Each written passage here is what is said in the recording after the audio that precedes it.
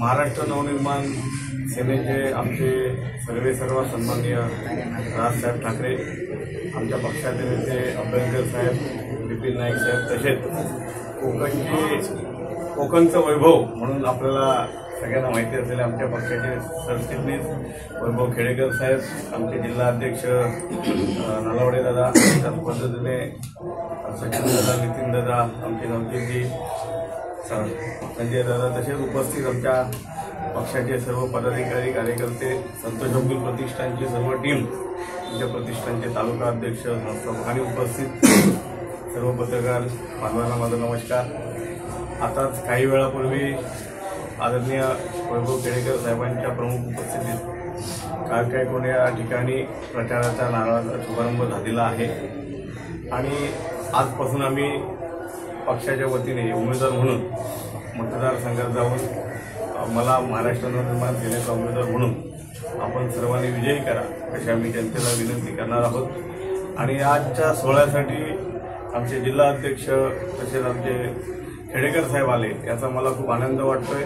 आणि फक्त एका मेसेजवर आमच्या सर्व पक्षाचे पदाधिकारी, प्रतिष्ठानची टीम, आमच्या पक्षाचे कार्यकर्ते आले आणि आनंदाचा सोहळा पार झाला, याचा देखील मला अभिमान वाटतो.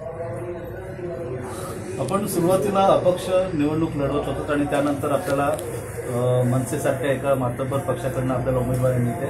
दरम्यानच्या काळामध्ये आपण उमेदवारीसाठी अर्ज भरण्यासाठी एक रुपया प्रत्येक यांच्याकडून घेणं, असं घरटीप घेणं, असं एक वेगळी स्ट्रॅटेजीच्या पद्धतीने आपण केला होता. तर ते परत करण्यासंदर्भात आपण काही घोषणा केली होती. कदाचित आपल्याला मिळालेली माहिती आहे की तिथे असेल की असं कुठेही जाहीररित्या सांगितलेलं नाही की मी 1-1 रुपया परत करेन. आणि ज्या माझ्या मतदार बांधवांनी 1-1 रुपया दिलेला आहे हा संतोष अब्दुल या व्यक्तीच्या प्रेमासाठीच दिलेला आहे. आणि माझे मतदार बांधव एवढ्या मोठ्या मनाचे आहेत की ते माझ्याकडून 1-1 रुपया परत मागणार देखील नाही. तुमचा प्रचाराचा मुख्य मुद्दा कोणता आहे? प्रचाराचा मुख्य मुद्दा म्हणजे जसं आता खेडेकर साहेब म्हणाले की आपल्या दापोली मंडणगड खेड विधानसभेचा विकास झालेला आहे, परंतु स्वातंत्र्याला 75 वर्ष होऊन देखील तो योग्य विकास व्हायला पाहिजे होता, तो झालेला नाही. दापोलीतील मंडणगड खेडमधील रोजगारीचा प्रश्न आहे, वाहतुकीचा प्रश्न आहे आणि पावसामध्ये आपण सर्वांनी बघितलं पाणी कशा पद्धतीने तुंबतंय, असे विविध प्रश्न आहेत. त्यामुळे एवढ्या वर्षात न झालेला योग्य विकास तो करणं आणि आदरणीय राजसाहेबांच्या विचारधारेतून जी त्यांची दूरदृष्टी आहे त्या दूरदृष्टीतून आपल्या कोकणाचा, आपल्या मतदारसंघाचा योग्य विकास करण्यासाठी सतत प्रयत्नशील राहणं हा माझा प्रमुख मुद्दा आहे. मागच्या निवडणुकीमध्ये तुमचे मित्र बटावळे म्हणून जे होते, संतोष विकास बटावळे, आणि त्याच्या पाठीमागे तुम्ही होता की जेणेकरून ते निवडून येतील अशा संदर्भात तुमची त्यावेळेला तुम्ही रचना केली होती आणि मोठ्या प्रमाणात त्यांना मतं मिळतील, समाजसुद्धा त्यांच्या पाठीशी राहील असं तुम्हाला त्यावेळेला खात्री होती. पण संतोष बटावळेंचं जर आपण मताधिक्य पाहिलं तर ते 1000च्या सुद्धा वरती जाऊ शकलं नाही. मग आता तुम्हाला असं वाटतं की तुमच्या पाठीशी समाज त्या ताकदीनं उभा राहील म्हणून? आता आपण ज्यांचं नाव घेतलं, मुळात त्यांना आमच्या कुणबी समाजाचे त्यावेळेचे जे नेते होते त्यांनी उभी केली होती आणि एक समाजाचा माणूस म्हणून, आणि माझे नातेवाईक होते त्यामुळे आम्ही त्यांच्या पाठीशी राहिलो.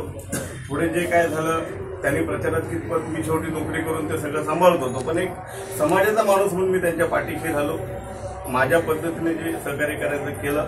पण यावेळेला मी आपल्याला सांगू शकतो की फक्त कुणबी समाजात नव्हे तर माझ्या दापोली मंडणगड खेडमध्ये जेवढे समाज आहेत, जेवढ्या समाजाची लोक आहेत ते 100% माझ्या पाठीशी राहतील, आशीर्वाद रूपी मला मतदान करतील आणि 23 तारखेला हे आपल्याला चित्र सत्यात पाहायला मिळेल.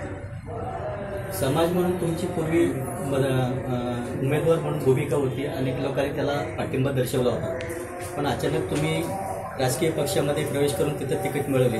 त्याच्यामुळे तुमच्या पाठीशी जे लोक होते किंवा तुमचे जे सहकारी होते ते कुठे नाराज झाल्यासारखे असं वाटतंय तुम्हाला? मुळात मी 2 जूनला जेव्हा निवडणूक लढण्याचा निर्णय घेतला त्यावेळेला माझी भूमिका अशी होती की कुठलाही राजकीय पक्ष कुणबी समाजचा सोडा दापोलीमधील कुठल्याही पदाधिकाऱ्याला पक्षाच्या उमेदवारी देत नाही आणि आपल्याला कोण देईल असं मला वाटत नाही. म्हणून आपण अपक्ष म्हणून निवडणूक लढवूया आणि समजा याचा कदाचित कुठल्या राजकीय पक्षाने आपल्याला विचारणा केली तर सर्वानुमते आपण निर्णय घेऊ. आणि त्याच पद्धतीने 26 तारखेला मला ऑक्टोबरला साहेबांच्या बंगल्यावरून फोन आला आणि विचारणा करण्यात आली आणि हाही निर्णय मी सर्वानुमते घेतलाय. मुळात मी ह्या ठोस मुद्द्यावर नव्हतो की मी अपक्षच लढणार. माझ्या ज्या ज्या भूमिका आहेत किंवा मी ज्या ज्या गावामध्ये गेलोय त्या त्या ठिकाणी माझी हीच भूमिका आहे. कुठलाही राजकीय पक्ष दापोलीकरांना तिकीट देत नाही. 1.5 लाखाहून अधिक जास्त मतदार असलेल्या दापोलीकरांना देत नाही. कुणबी समाजातून सोडा. पण आता आदरणीय राजसाहेबांनी कुणबी समाजालाही तिकीट दिलेली आहे आणि दापोलीकरांनाही तिकीट दिलेली आहे. ही माझ्यासारख्या उमेदवाराची भाग्याची गोष्ट असून दापोलीतल्या प्रत्येक मतदाराची देखील भाग्याची गोष्ट आहे. तुमची दापोली, खेड आणि मंडणगड हा 3 तालुक्याचा आपला मतदारसंघ आहे. कुठल्या तालुक्यामध्ये तुमची चांगल्यापैकी पकड आहे? तिन्ही तालुक्यांमध्ये आता पक्षाचा सपोर्ट मिळाला त्यामुळे 3 तालुक्यांमध्ये चांगली पकड आहे.